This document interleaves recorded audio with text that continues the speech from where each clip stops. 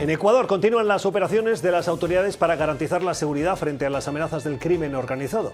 En las últimas horas, las Fuerzas Armadas ofrecieron un primer balance tras la tercera noche de estado de emergencia decretado por el presidente Daniel Noboa.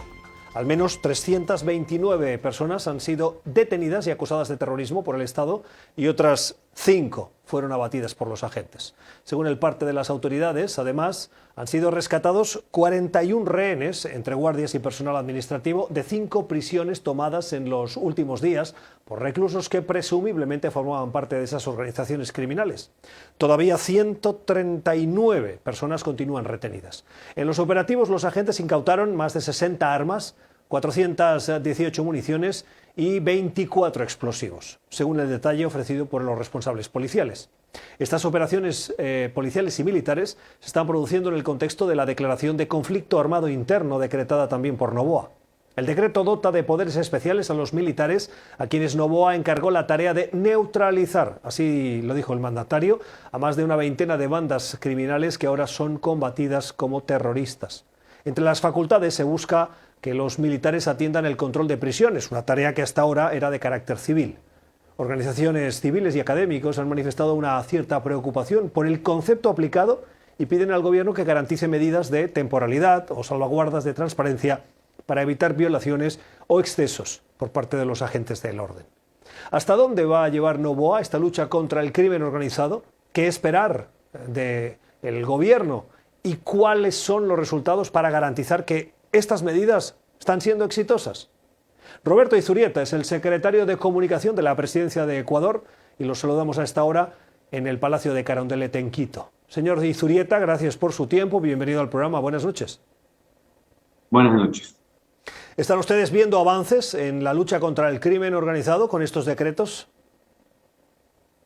Vemos avances en muchos frentes. En primer lugar, porque se ha tomado una decisión que implica un cambio radical en el enfoque de cómo vamos a lidiar con los retos que tenemos el Ecuador, como muchos de los países, el reto de la violencia que estamos sufriendo en nuestros países tiene causas compartidas, que son organizaciones criminales que se dedican y se mueven de un lugar a otro con niveles de violencia inaceptables.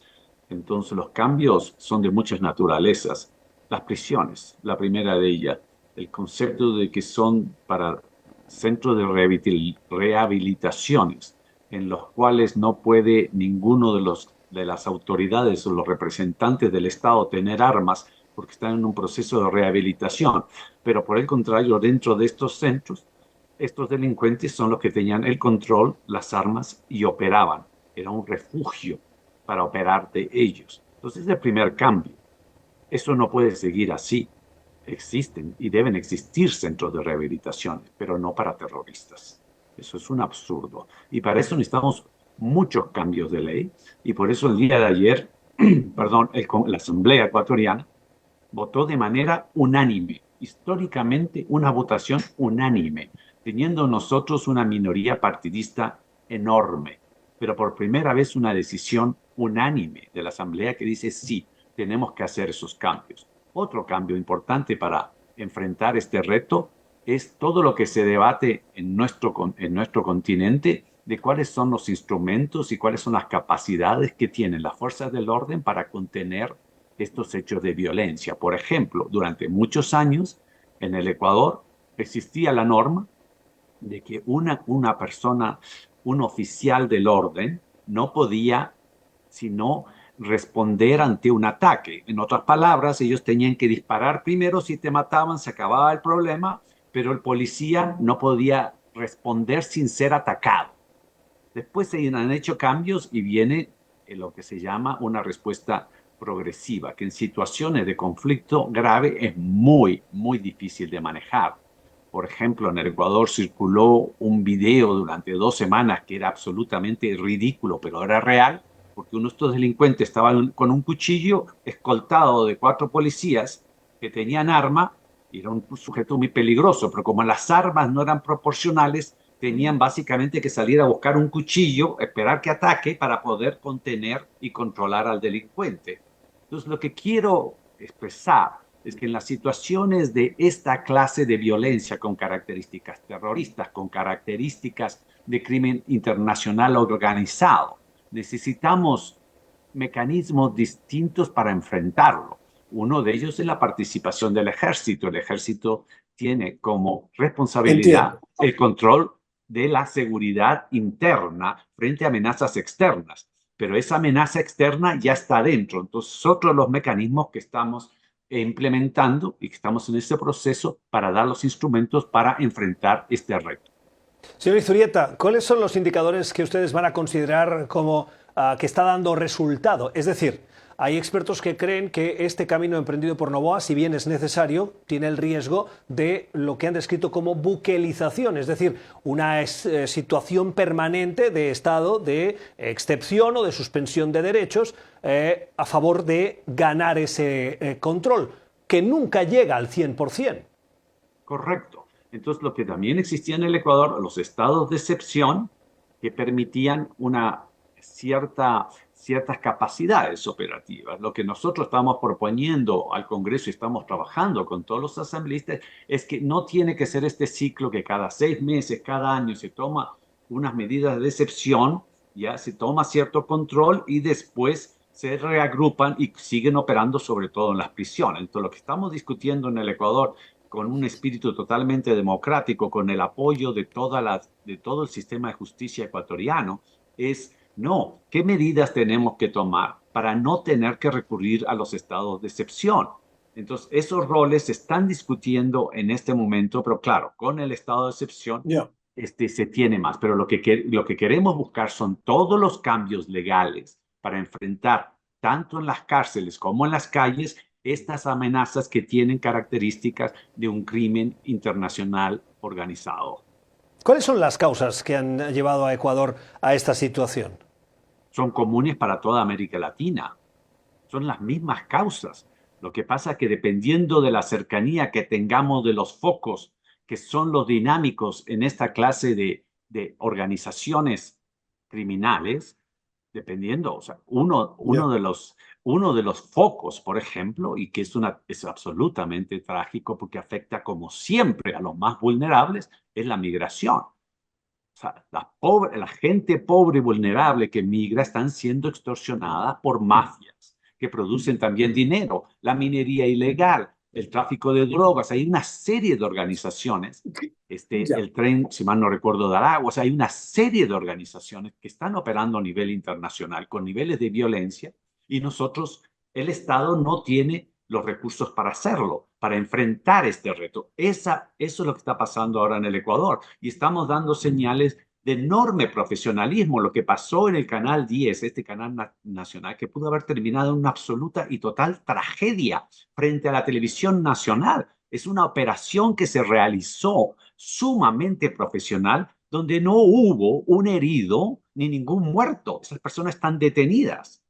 Pero ¿dónde las vamos a poner? En un centro de rehabilitación donde el que le custodia no puede tener un arma. Esa es la pregunta que como ecuatorianos y creo que como latinoamericanos tenemos que resolver. Y es una conversación que debe ser sumamente fructífera entre organismos internacionales, entre países amigos, entre las fuerzas del orden. Porque también si nosotros pedimos a nuestras fuerzas del orden que nos defiendan, pero al mismo tiempo no les das los instrumentos para defenderte y que se defiendan de estas amenazas, entonces tenemos un problema. Entre las cosas que la Asamblea trató ayer, por ejemplo, en medida extraordinaria, es decir, cuando ustedes tengan un problema, vengan a la Asamblea y les daremos el indulto, la amnistía. 100%, o sea, 100% a la Asamblea. Lo que nosotros decimos está muy bien como emergencia, pero tenemos que a nuestros oficiales que están en esta lucha darles los instrumentos legales para que no tengan que llegar a hacer un pedido de gracia a la Asamblea porque tenemos un caso ahora, por ejemplo, de un oficial de policía que le salvó la vida a un niño, pero murió el asaltante y pero está procesado. Señor Izurieta, pero cuando le hacía la pregunta me refería a decisiones de presidencias anteriores y muy particularmente quiero poner aquí de manifiesto que hay críticas sólidas a las decisiones adoptadas por el expresidente Rafael Correa. ¿Cree usted que parte de esta violencia también radica en decisiones que luego se demostraron erróneas o que pudieron contribuir a un incremento de la presencia de estas bandas en el territorio ecuatoriano? Para enfrentar esta lucha necesitamos unidad. Y parte de esa unidad no solamente lo que estamos viendo en la nación, sino también a nivel político. Por lo tanto, yo no creo que es el mejor momento para comenzar a repartirse culpas políticas, porque lo que sí estamos de acuerdo, más que en el análisis político de qué pasó antes, lo que sí estamos de acuerdo como país y a nivel político y en la Asamblea Entiendo. es cuál es la solución. Entonces, preferimos concentrarnos en cuál es el plan que necesitamos para afrontar esta amenaza. En otras palabras, lo que está pasando en el Ecuador es que lo que estamos viendo es la acción del Estado para tomar control de cosas que han sido comunes también en el resto de nuestros países, que ya en este nivel que estamos son inaceptables. Y no Permítame estamos preguntárselo. tomando. De acuerdo, pero permítame entonces preguntárselo de otra manera. Presidencias anteriores decidieron que la presidencia estadounidense, con su inteligencia, con su apoyo, con su control territorial, apoyando a las fuerzas de seguridad ecuatorianas, se retiraran del país. Y pienso particularmente en la base militar de Malta. Le pregunto, en la estrategia que ustedes están buscando, ¿creen que sería necesario revertir esa decisión y confiar o pedir ayuda de una manera más elocuente, evidente, a Estados Unidos de nuevo en esa lucha contra el crimen organizado en territorio ecuatoriano? En este proceso, basado en la decisión del presidente de la República de tomar acciones firmes y también proactivas para tomar control de la violencia que estamos viviendo, hemos recibido un respaldo unánime del país y de las fuerzas políticas y asimismo a nivel internacional.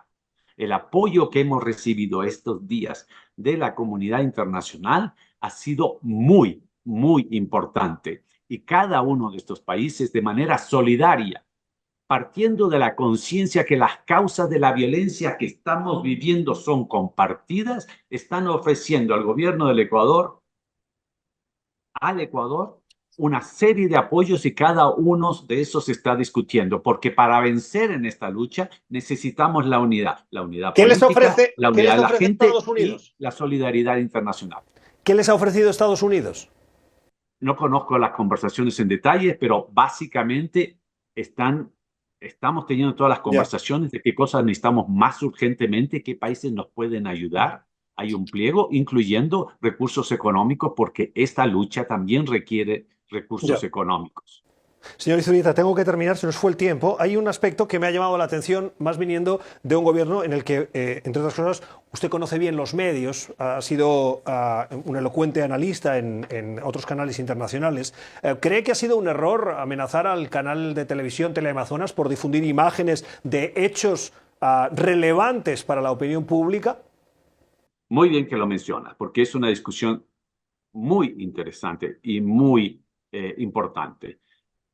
Lo que pasó en el Canal 10, esos minutos que estos terroristas entran y están amenazando a personas con armas, exigiendo que no desconecten la señal, eran momentos de extremo peligro. Piensa en los padres, los hijos, las esposas, los esposos, las madres, de las personas que están viendo esa escena. La decisión del Estado era sacar esa señal del aire. Eran minutos muy importantes porque todo salió bien. Y cuando todo sale bien, no pensamos qué habría pasado si todo habría salido mal, que era la amenaza de los terroristas que además exigían que no se corte la señal. Entonces, cortar la señal en esos minutos fue un trabajo muy complicado. Una de las opciones habría sido desconectar la luz, pero habría causado caos. Se consiguió, o sea, estábamos en la lucha de cortar la señal. Y los medios profesionales, y todos trabajamos en ellos, tenemos que tener mucho cuidado porque hay niños que están viendo la televisión. Y si hay un terrorista que está amenazando con matar a una persona en vivo, un medio serio no lo pone en el aire. Después, cuando pasa el hecho, lo pone en un costado, tiene que producir una serie de edición porque la gente que está viendo ahí son niños, son parientes. Entonces, esa era nuestra principal preocupación. Pudo haber sido un error, no hay ningún problema. Se debió haber conversado, habríamos esperado que vengan porque sí era una pregunta válida. Porque todos los medios manejaron esas imágenes con la delicadeza, el profesionalismo, la humanidad que se requiere en momentos como esos. ¿Fue un error? Perfecto. Errores en esos minutos pasan. pero de eso a querer hacerse una víctima, de que son atacados, no, nuestra pregunta era ¿qué pasó? Díganos qué pasó. Fue un error, ¿no? Perfecto, hermano. Quedemos claro de que hay códigos de éticas profesionales que no se puede exponer a la opinión a menores de edad y familiares cuando hay una situación así. Lo entiendo. La cooperación y la colaboración. Eso lo puedo entender, pero de ahí a abrir una investigación a un canal de televisión, ¿no le parece que es un paso excesivo? Okay. No hay ninguna investigación de por medio. El presidente, por supuesto, como estábamos todos, y esto pasó en cuestión de horas, estábamos molestos, estábamos esperando de una explicación. Y esa explicación no se dio. Lo que se dio de parte del canal es básicamente un ataque. Yo habría escogido otra palabra. Claro que es en última instancia una investigación, podríamos llamarlo una conversación, que se acerque al canal y nos explique qué es lo que pasó, y ahí se cierra el problema. Hay un momento de unidad, y más allá de eso, aún con el mismo canal, la cobertura fue muy profesional, y hay que agradecerles a ellos y a todos, pero esos 10 minutos claves se cometió un error. ¿Fue ese error intencional? Yo estoy seguro que no. Fue ese error. ¿Cuánto tiempo se demoró y hay un reconocimiento de que fue un error? O sea, esas cosas se solucionan no con una investigación, con una conversación donde se nos informe qué pasó. Para cerrar, entonces, entiendo de sus palabras que el gobierno no busca ningún tipo de sanción en contra de Teleamazonas por esa... Es Roberto Izurieta, es el secretario de Comunicación de la Presidencia de Ecuador. Señor Izurieta, gracias por su tiempo y le deseamos éxito al Estado ecuatoriano en esa lucha por la democracia.